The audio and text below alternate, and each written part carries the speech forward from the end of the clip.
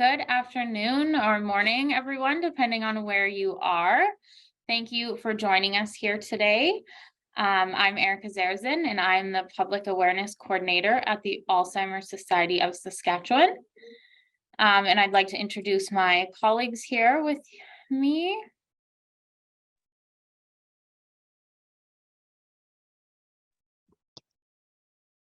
Hi, everyone. I can go first. My name is Sana Aziz. I am with the Alzheimer Society of British Columbia as the strategic lead for dementia-friendly communities here. And thank you for having me, Erica. Lovely to be here.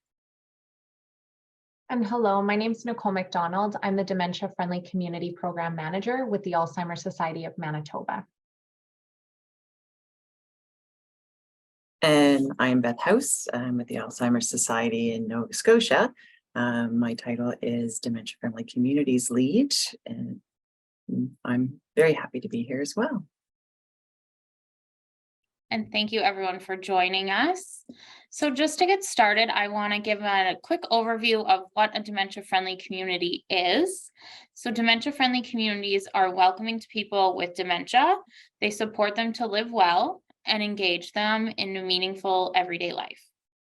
Dementia-friendly communities understand that a person with dementia may experience the world differently and will be able to use this knowledge to increase support, inclusion, and accessibility in their social and physical environments. So dementia-friendly community focuses on stigma reduction so that people living with dementia feel supported to participate and contribute in meaningful ways. Dementia-friendly communities promote locally based supports and address barriers experienced by people living with dementia and their care partners. So our first question today is, what do you do for dementia-friendly communities and organizations in your community? I can get us started. Thank you, Erica, for the overview of what a dementia-friendly community means. In short, what DFC is a short form for how we kind of use it in our little world here. We've had the Dementia Friendly Communities Initiative here with the Alzheimer Society of BC for a number of years now. And our approach really is centered around three pillars. So people, practice, and policy. And this kind of helps us provide a framework for the work that we're doing and help us kind of check off the different groups that we're trying to meet and support in this journey. The people pillar is focused on education to target audiences, for example, first responders, transportation sectors, libraries and recreation groups, museums, the notaries, tax departments, as well as the general public. One of our goals here is to really raise awareness about what dementia is, what it means to be dementia friendly, how can one work towards becoming more inclusive to people that are experiencing dementia in the community. And those are some of the things that we cover when we talk about education in these certain groups. Our second pillar, which is practice, is really essentially focused on providing supports to service providers and to businesses. So we have a bunch of resources, which we call our workplace guides, designed for specific sectors. And I'll be happy to put the link for those guides in our chat box as well. And those guides serve as exactly what it is, a guide or a toolkit for organizations in different sectors. So for example, we have workplace guides for housing, for legal, for financial sectors, and we have two coming up, for one for the libraries as well as the retail and restaurant sector. And essentially those are targeted and designed for people who are in those service industries to become more aware of how they can be dementia friendly explicitly within their organization or their service. The policy pillar, essentially, that's really the one that we've focused a lot on over the past few years, which is geared towards building relationships, partnering and building relationships with municipalities across British Columbia to really identify what dementia friendly means for them. And we've built those partnerships. We work with the stakeholders, really keeping the champions in the center of this conversation. So the lived experience, people who are living with dementia in the forefront of these conversations. We partner with municipalities with the objective of education as well as policy. So often you'll see us going into a city city staff meeting and doing some presentations around what dementia is and how to be dementia friendly. Other times we're more involved in their policy. So we'll work with them to create what we call action plans. And we have some successful municipalities with the dementia friendly action plan. We'll be sure to link that as well in the chat. And those are essentially a commitment that municipalities make to work towards working on certain steps to become more accessible to people in their communities that may be affected by dementia. And one more thing that I wanted to say was another way that we support municipalities really is by being on their different groups. So for example, the accessibility groups or their advisory committees, really being present and being that voice and being visible at the table. Often when we talk about accessibility and disabilities, dementia is not one that comes to mind right away. And so through these efforts, we hope that municipalities and businesses, organizations at large will be more aware and willing to have conversations about what it means to support people living with dementia. And I will mute myself now and ask one of the other colleagues to go ahead. Nicole, maybe would you like to go next? Absolutely. Thanks, Sana. Thank you. So our work within dementia-friendly communities and organizations, my role within Manitoba is to advocate for individuals living with dementia as well as their care partners so they can continue to live at home for as long as it is safe to do so while having access to community resources to engage socially and recreationally. So this effort is done through presentations to community groups, businesses, and specific sectors that include restaurant, transportation, library, recreation, and retail. I also manage our Minds in Motion program, which is a recreational fitness social program, as well as physical, that's offered in 14 locations across the city of Winnipeg and rural Manitoba. And in addition, I manage our dementia-friendly community partner programs. And this is where we onboard a variety of organizations in Manitoba to offer recreation programs that are tailored more so to hobbies that an individual living with dementia once took part in. And again, they can do so in a safe and inclusive environment. Now, a large portion for us is our advocacy and presentations, but our main success within dementia-friendly work has been our community partner programs that we run with certain organizations, currently only in the city of Winnipeg, but we're looking to expand that quite significantly over this summer. So currently I work with the Winnipeg Art Gallery, Manitoba Museum, Assiniboine Park Zoo, Prairie Theatre Exchange, which is they do theater and plays in a small setting. We have a choir at a local university and Fort White, which is an outdoor green and wildlife space. So these organizations offer 6 to 8 week programs once a week for individuals living with mild to moderate signs of dementia and their care partners. This does depend on the busy season of these sites, but programming is offered in fall, winter, and spring. So for example, Fort White is able to run for all 3 sessions throughout the year, whereas the zoo is only able to offer programming in the fall due to school bookings and staff capacity. In these partnerships, I work with organizations to go through a 75-minute Dementia-Friendly Canada module. We then conduct site visits to make small but mighty changes that are not an expense to the site. And I support them to build their first session of programming to ensure it is dementia-friendly. And then from there, I will act as a liaison and support to our host site contacts wherever they need information, help with clients, volunteer support, or resources. And in addition to the community partner programs that I continue to work and expand in the city of Winnipeg and rural Manitoba, we again offer presentations, a variety of education sessions and training across Manitoba to university students, transportation networks, churches, public sectors, long-term and assisted living facilities, police and paramedics, as well as other groups that reach out with the goal to learn about dementia and how best to support an individual living with the disease. And from here, I will turn it over to Erica.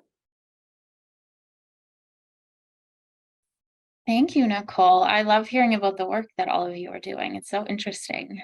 So in Saskatchewan, we have been focusing on education and awareness about dementia and information on physical environments and how facilities can be more dementia friendly. Our perspective is that awareness is an important step in dementia-friendly communities because if you can't change the conversation about dementia, then you can't expect anything in the community to change.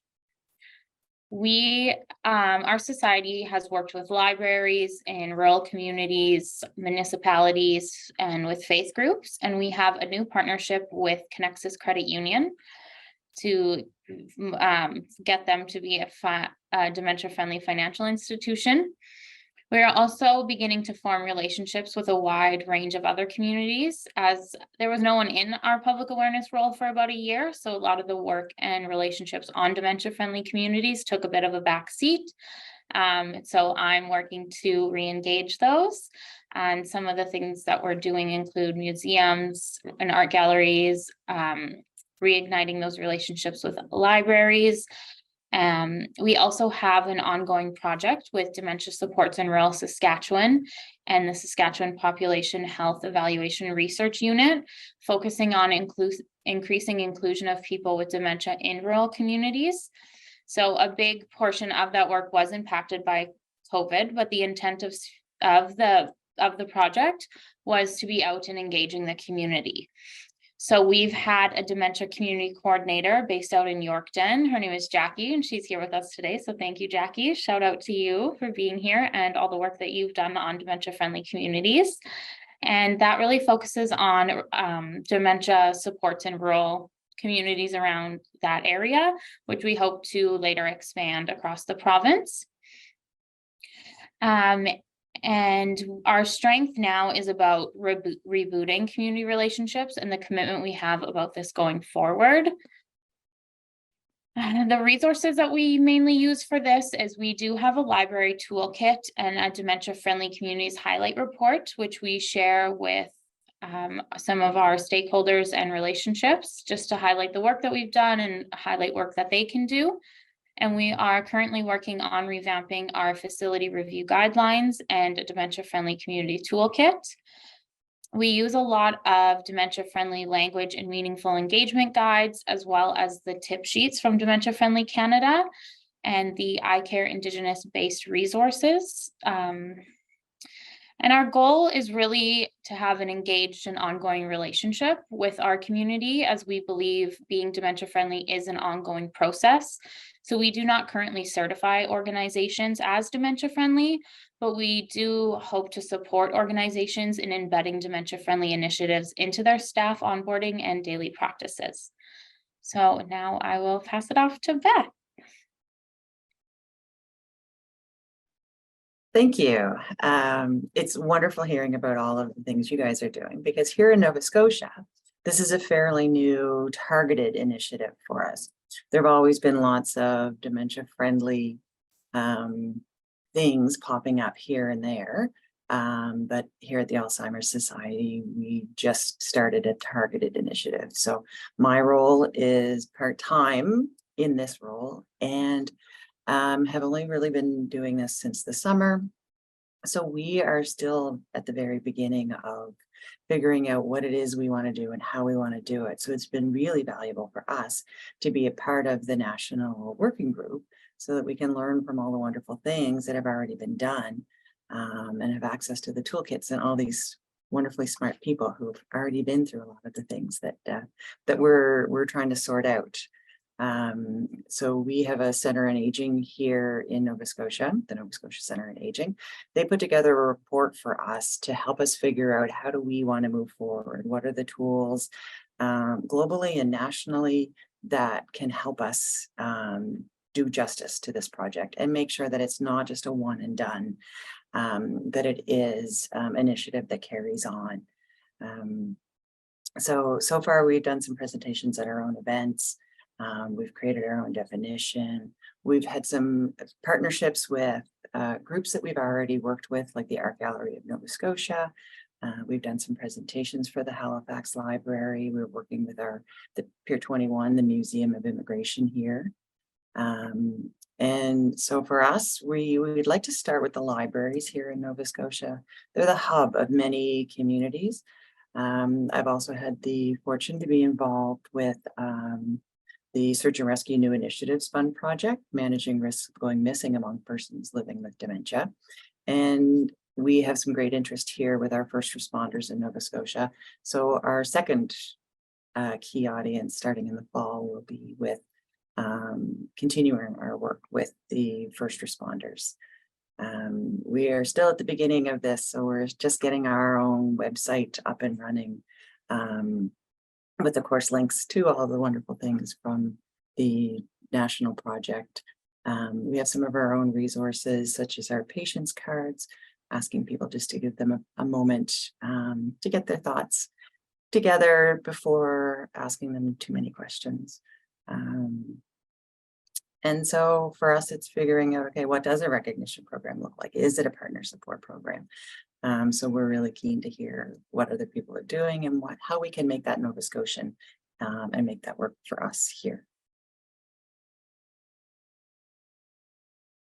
That's great. Thank you. I know you kind of touched on what you have planned going forward. Does anyone want to add anything that they have planned on going forward?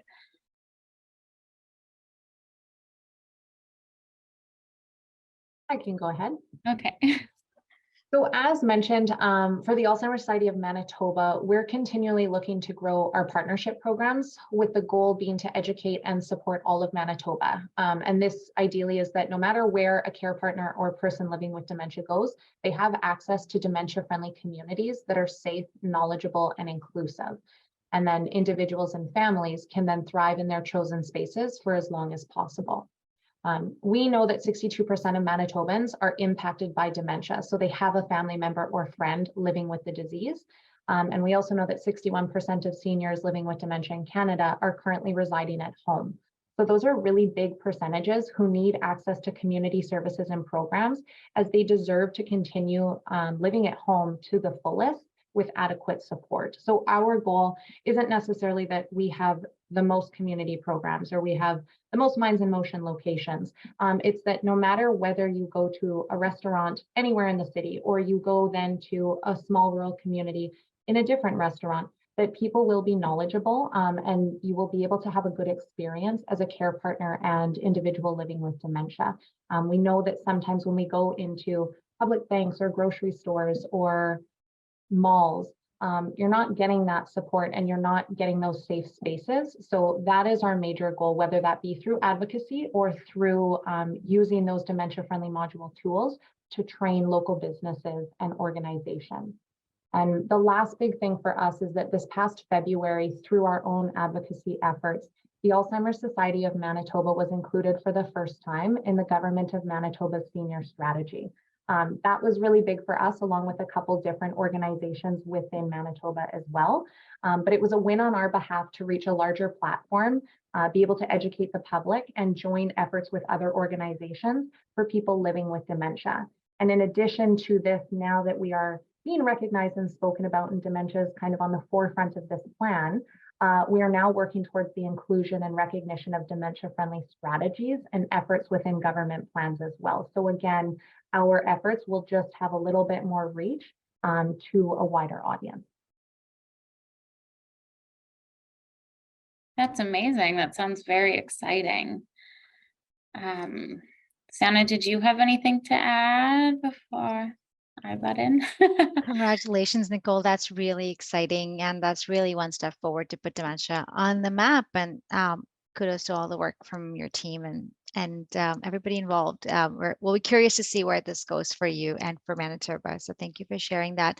Similar to a lot of what Nicole said, really the goal of dementia-friendly communities is to remove the stigma and the barriers that people face in the community when they're accessing any form of service. And we know that often because of those barriers, people choose to isolate themselves and remove them from what would be a norm. So if you were to ask me what, success looked like or what that would look like for us here in BC, I would, I always envision a dementia-friendly community to be a place where people living with dementia, care partners can really freely move about in their daily activities, be social, be active, and really meet much fewer barriers and less stigma that they may do so. So that's where I see our role is, and that can be done in different ways as we've been talking about. So I see a community where friends and family and neighbors are really there, don't withdraw, have the skill set that they are needed to support somebody with dementia. We know from our work anecdotally that often it's not that people don't want to help, they don't know how to help and choose to to look away instead. So that's the conversation that we're trying to change here when we talk about creating inclusive communities. And moving forward, that will continue to be our goal and our work. So continuing to partner with municipalities, build on those existing relationships, continue to support them where they are at. One thing we've learned post-pandemic is that sometimes plans are great. People have really good intention, including municipalities and government bodies, as well as organizations, but sometimes priorities are different, or they look different, or they're moved somewhere else. So we want to meet them where they're at. So when we talk to our partners or potential stakeholders, we ask them what is feasible in their moment. What do they, if it's education that works, we're supporting in that. If it's advocacy, then we're happy to be at the table advocating for what it's like to live with dementia, and and advocating for supports that are needed. So meeting them where they're at is really important. And most importantly, and which is centered around, in fact, has been one of the things we've highlighted in our 3-year strategic plan as well, is putting the voices of lived experience in the forefront, in the center of everything we do. We have a lived experience group that informs the work closely of all the work that we're doing here at the Society, and we continue to strengthen that group and engage them in more in activities and in thoughts right from the beginning, so the voices are heard and we work together to grow the work that we're doing. So, and lastly, before I mute myself again, I'm really happy that the National Dementia Friendly Project has allowed us to come together on one platform and do something like we're doing today. So I hope as we plan for the future that we can continue to learn from each other and strengthen the work nationally as we work towards a more dementia friendly Canada.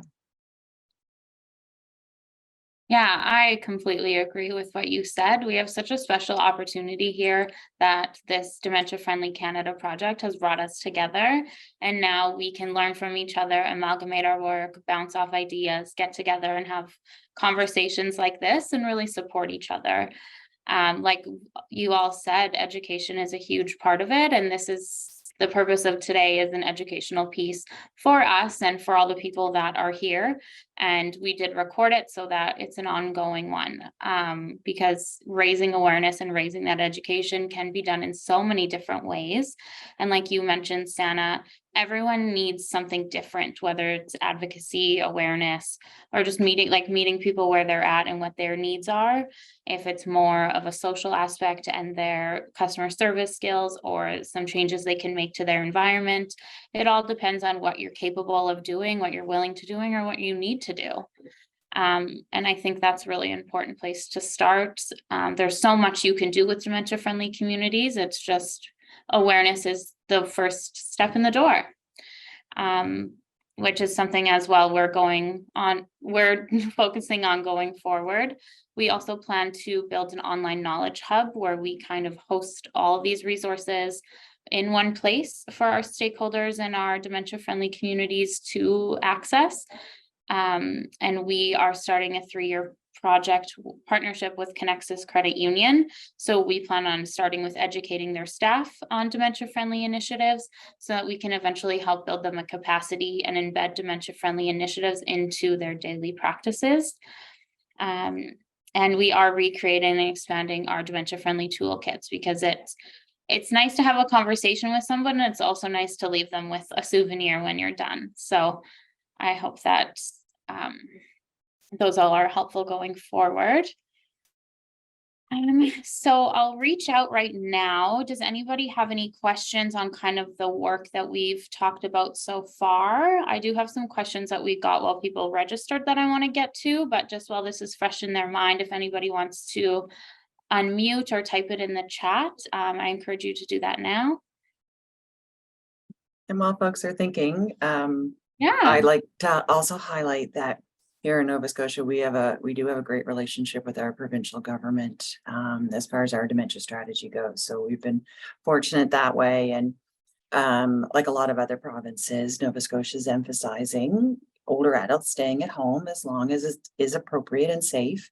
And so it's essential for communities to have the tools to support this goal. And people living with dementia should be supported in the places where they live, where they still work, and in the services and the organizations which they and their care partners interact, and to live with dignity and respect in their various communities, not only across Nova Scotia, but across the country and across the world. So we're quite delighted to be able to foster these communities here in Nova Scotia.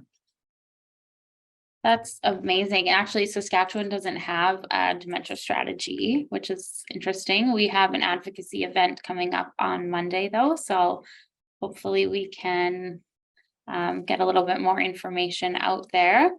And I haven't seen any questions come in, so I will move on to some we got during registration, and we can go from there. So our first question is, sometimes other organizations in the community do want to help. What's the best way for them to do so? So where do people start?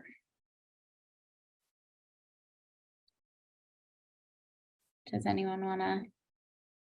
I would recommend reaching out to the Alzheimer Society as your first, if you're interested, or the Society of whatever you want to engage about, but we have a lot of information here and a lot of different people that can support you, and you can find out what your options are. It's important to consider your organization's capacity and what you can do to make changes within your organization. But I think the first step is always education about the topic and finding out your options. And just to piggyback off of that, Erica, I think in some of the presentations we do, a specific video comes to mind where we always say, we're not moving mountains with this work. There are very simple, effective changes that you can make in your daily communication with someone living with dementia. So, you know, sometimes it's a very intimidating thing to think about working with someone with dementia, or how do I make these changes within my organization, or add policies for our staff and training to become more dementia friendly. It doesn't have to be that big. So if you don't know where to start, I echo what Erica said, reach out to your local society. That doesn't mean that you have to know exactly what you need, want, or where to start. And you can be honest about that, or just come in with a question. If you're trying, that's honestly the most important thing. We can kind of take your hand and lead you through it, but ensuring that the more information we get out there and the more public knowledge that is out there, it just makes it safer and more inclusive for individuals that have dementia to take part in their community. And we always say that if you have a dementia diagnosis, that is a very heavy topic for care partners and the individual diagnosed, but your life is not over. You are still able to go out into the community. Sometimes you just need those additional resources and supports. And I guarantee that anyone that reaches out to any society across Canada, we would review your options with you, whether that be dependent on each society's capacity, presentations, dementia-friendly community training, education sessions, resources, so on. And I do believe that a great first starting point that we use nationally is the Dementia Friendly Canada modules. They're a good starting point for a better understanding as dementia as an overall disease, the impacts it has on individuals, as well as simple ways to be inclusive within your spaces or inclusive as an individual without drawing attention to a person trying to live and engage in their community.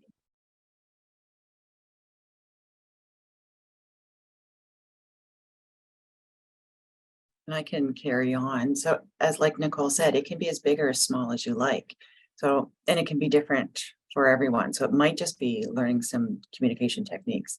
It might be learning how to rearrange some of the space so that it is less visually cluttered, or the signs are a little clearer, or in a better space.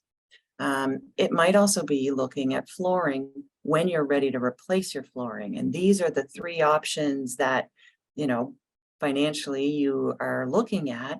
Well, which one is the most dementia friendly? Not specifically saying this is the only dementia friendly one, but looking at the options that you can afford and that suit the space.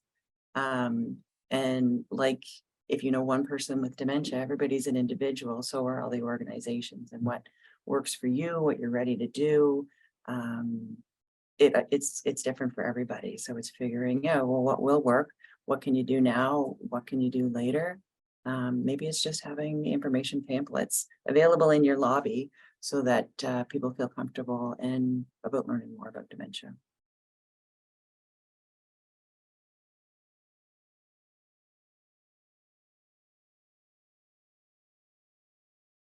I was trying to unmute and that And stuff put on the things in the chat. chat. Yes, yes. So wonderful. I think a lot has already been said.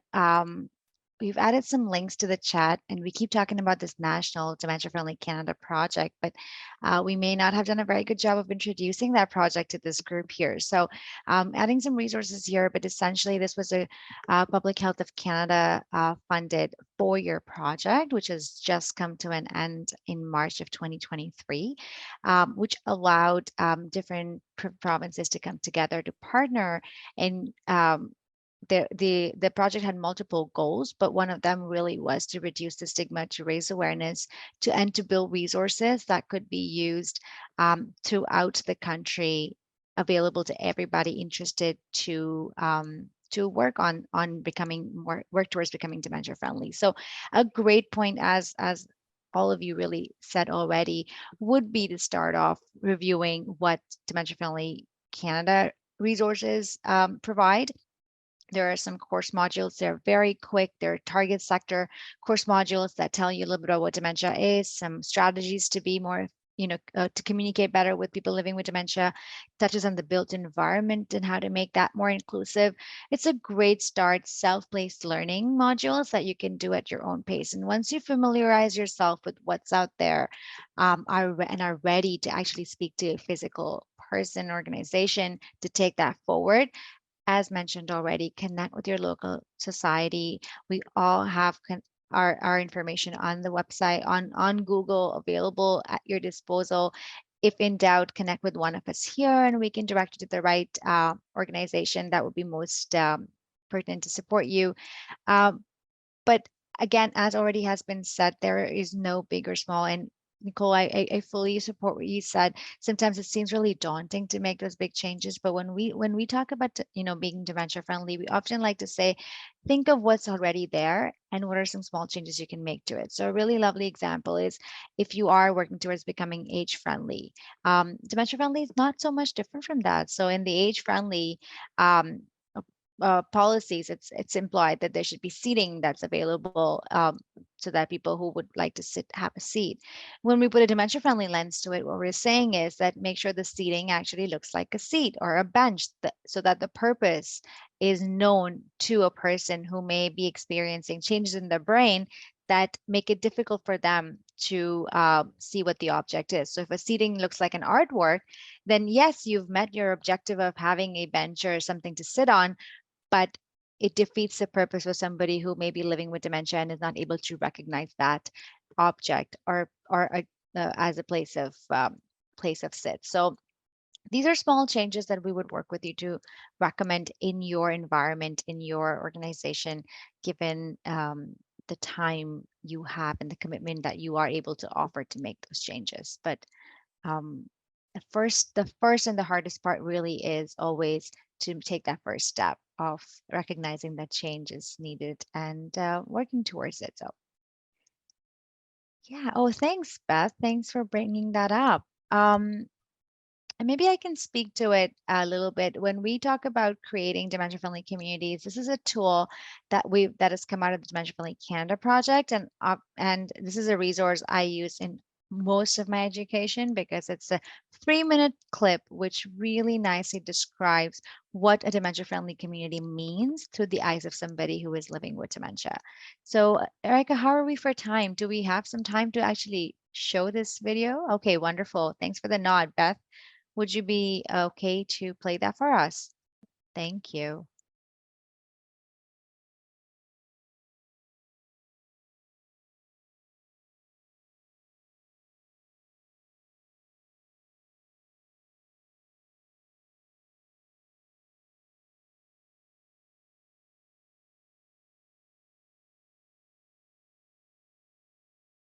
Beth, there's no sound. I think you have to also share your sound. Yeah.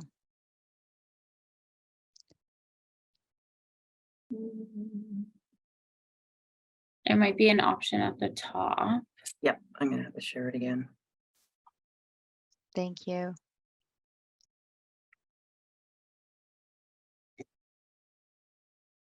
And while we're getting this going, I just want to say that this is what we work with within our community partner program. So within Manitoba, if you want to be a community partner program, you have to go through these 4 modules. They total 75 minutes and they're self-directed. You can stop and start when it works for you. It can be an organization or a set number of staff as an onboarding process, or just that one host site contact that we work with. Just to ensure that you really do understand what changes can be made. So we've heard about kind of the seating. Black mats are so, we use them all the time across Canada because we have snowy days. When we step into a store, you want to wipe your boots off, but sometimes those can be seen as black holes for individuals living with dementia. So very simple changes you can make. And that's what those modules kind of walk you through, as well as how to approach someone from the front, how to speak in short sentences and slowly.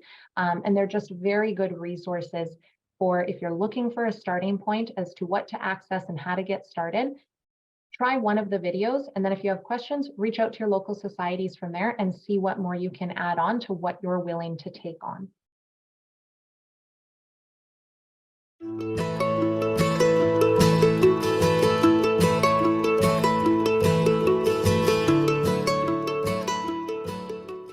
Did you know that more than 500,000 Canadians, like me, live? A second here. It seems to be. Okay. Sure what's happening. It doesn't seem to be centered. With dementia, or that 1 in 5 Canadians care for someone who lives with dementia. Okay, we're going to try this one more time. It's really just one of those days, isn't it? Mhm. And I love how we've kind of just put it all on you. Yeah, thank you, Beth. Thanks for taking care of this. Oh, there it is. Okay, now let's get that Good. sound. 3rd time's a charm. Is there sound?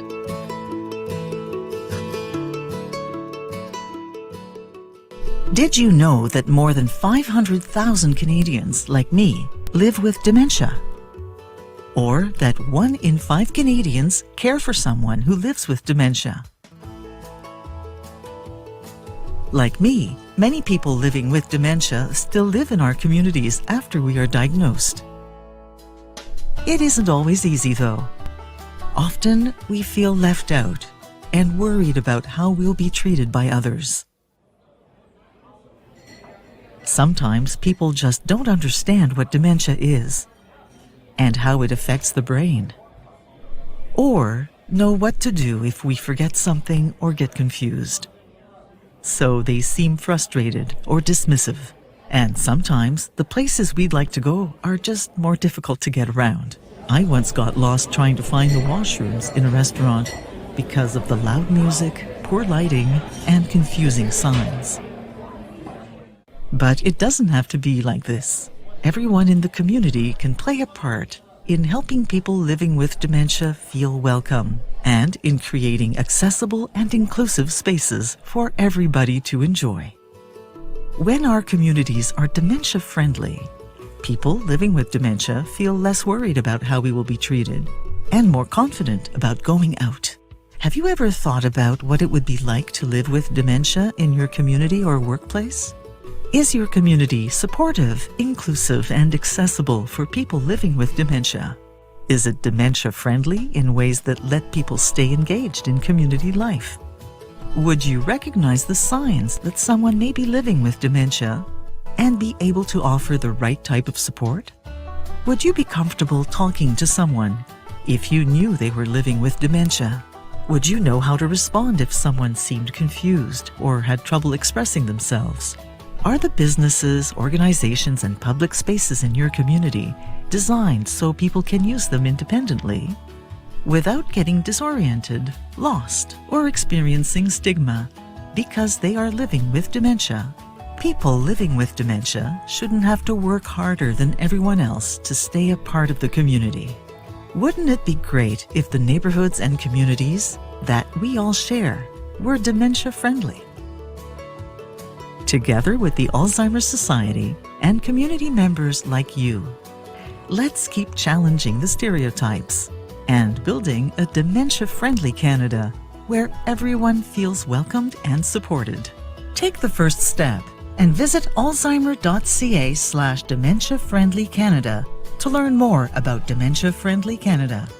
You'll find lots of information, education, and resources to help you and your organization become more dementia-friendly members of your community.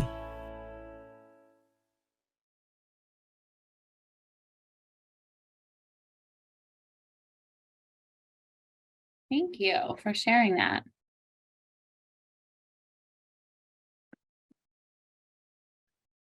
Yeah, you're welcome, finally. And I think the distinction between the provincial initiatives and Dementia Friendly Canada is Dementia Friendly Canada is focused on tools and resources to help the provinces, but the initiatives in each of the provinces look very different depending on what their focus area is, what relationships they've already built, that they're building upon, what age-friendly things might be happening that they're capitalizing on. So it looks a little different in each province. We make it our own, but the tools from the Dementia Friendly Canada project, as well as tools from other provinces, are really helpful in developing our own provincial initiatives and making them flourish.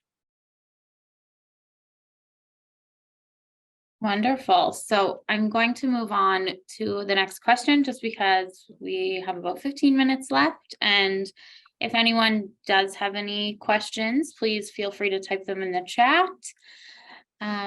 So as an art gallery, are there tools or sensory access points we can provide to help either caregivers or individuals with dementia navigate our space and access art experiences?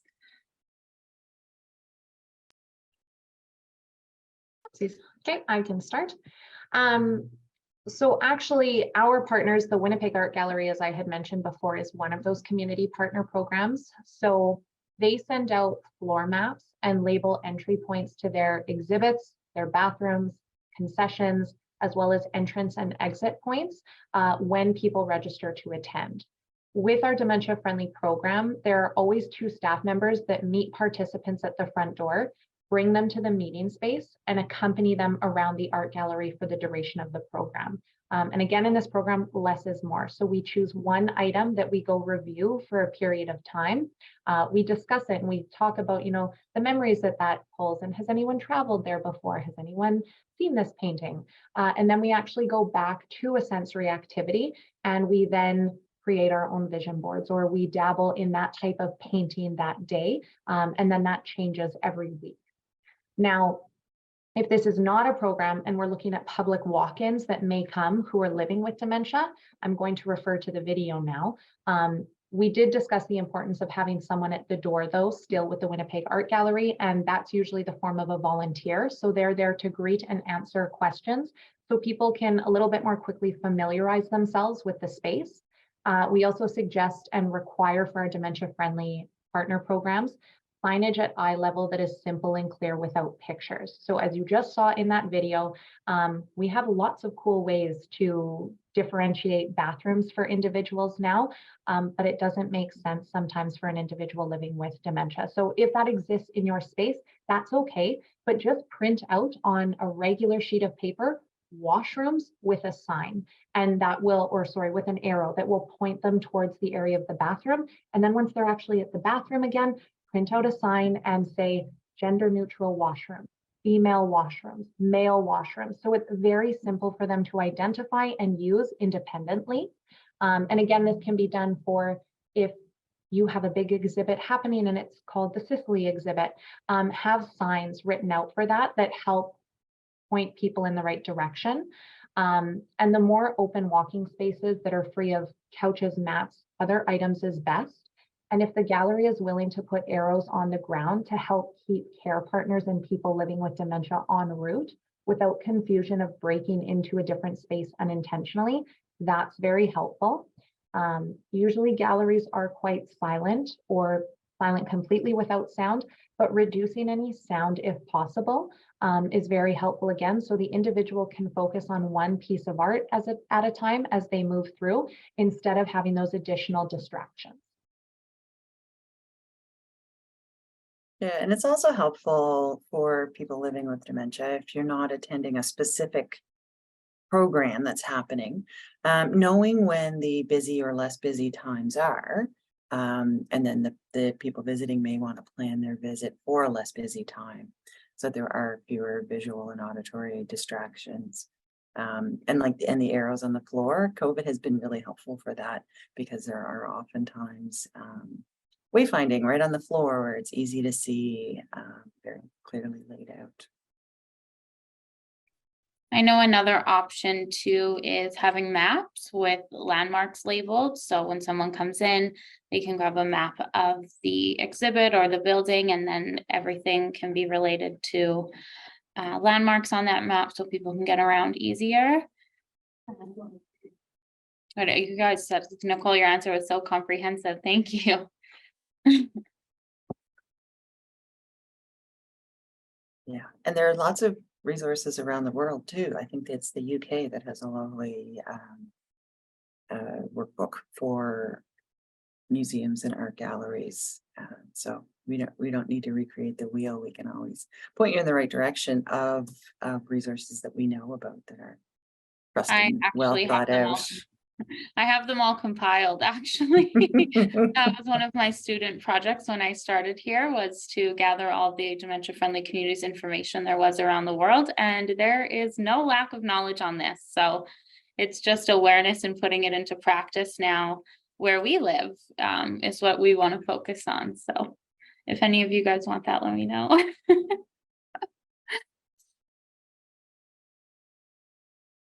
And I have another question. So we briefly touched on engaging people with lived experience, but I don't do that so much in my department. Does anyone want to touch on that they have a little bit more experience with that?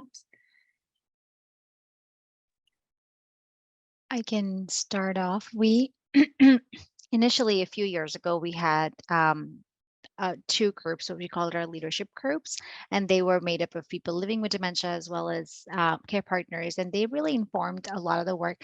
They initially started off to support the Dementia Friendly Communities initiative, but very quickly we realized as an organization that their input and their collaboration was essential to the work to carry forward, and they started to be a big part of the conversations we had across our advocacy and education department, but as well across our programs and services. Most recently, those groups have now been resolved, and we're working to restructure them in a way that the direction and the support we receive from people with lived experience is more thorough. It's more, as I mentioned earlier, from the beginning, versus and it's more collaborative, as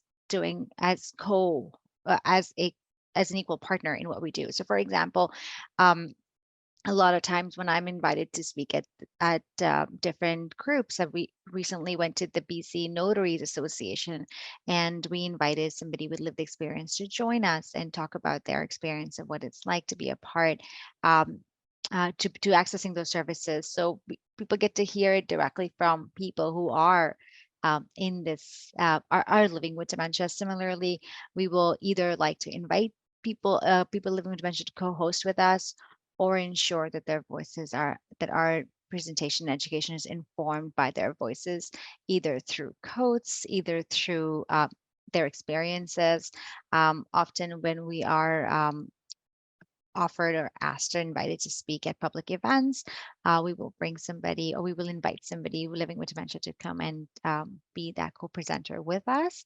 And it's every time we've heard from somebody living with dementia speak, I've learned something new, because, every person's journey, as we said, is unique. Every person living with dementia is really indeed unique, and everybody responds to different things in different ways. So it's really, really quite motivating and informational to hear directly from people who are living with dementia, and really are the epitome of removing or reducing the barriers and stigma that is associated with the disease. So That's what we found success in, and we hope to continue to engage people and to strengthen our lived experience group and work more collaboratively together.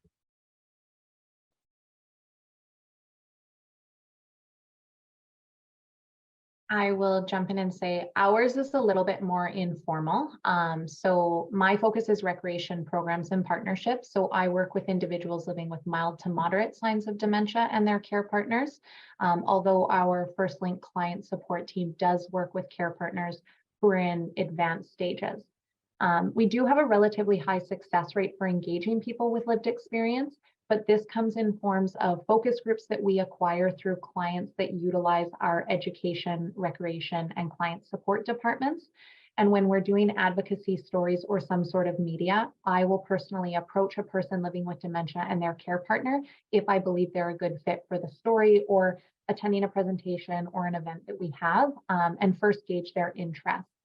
Often we work with care partners on these stories, as we've found the individuals living with dementia have a variety of fears and frustrations in taking part of an interview or presentation.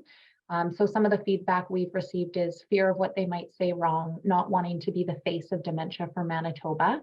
So usually that then comes in with the care partner stepping in, which is just as valuable. And within our community partner programs, we also use our host contacts to come and do some work with us in the community to speak to the differences that they notice and the benefits that they see for their organization as well.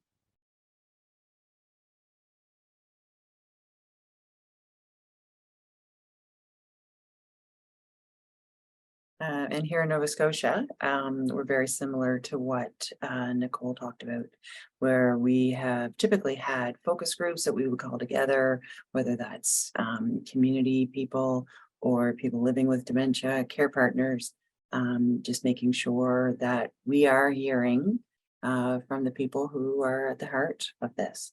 We're actually now starting to develop an advisory panel made up of people living with dementia, in addition to care partners, that will inform some of our work, not only with dementia-friendly communities, but with advocacy, and as well as research. So that's something that we're growing at the moment, another one of our new firsts that we're starting here. We currently have a person living with dementia who reviews all of our written material before it goes out. So that's been a wonderful addition that has just sort of been recently started. So there's lots of ways to get the information, but it's so important to have their voices heard. They're the ones who know it best. There's that saying that nothing about us without us that we like to say here. So yeah, it's a very important step. It's good. Well, we're reaching the end. So if anybody has any last minute questions or comments, we do welcome them now. Before I let all these lovely ladies get back to their jobs. But I really appreciate you all being here with me today and talking with us about this. Like I mentioned, it's a really good learning tool and engagement tool that I hope we can all use going forward, and that our attendees found some valuable information and hopefully enjoyed it. So thank you.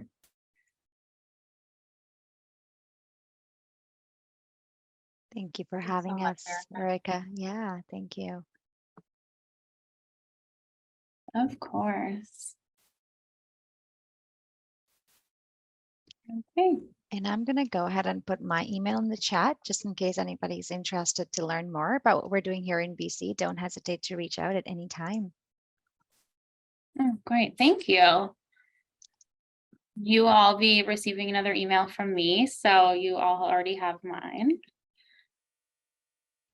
And that was actually one thing that I was going to say too. So I'm glad Sana said that because, as Beth mentioned, we all have different initiatives going on. We kind of try to follow the same, but we do different things based on our demographics and networks.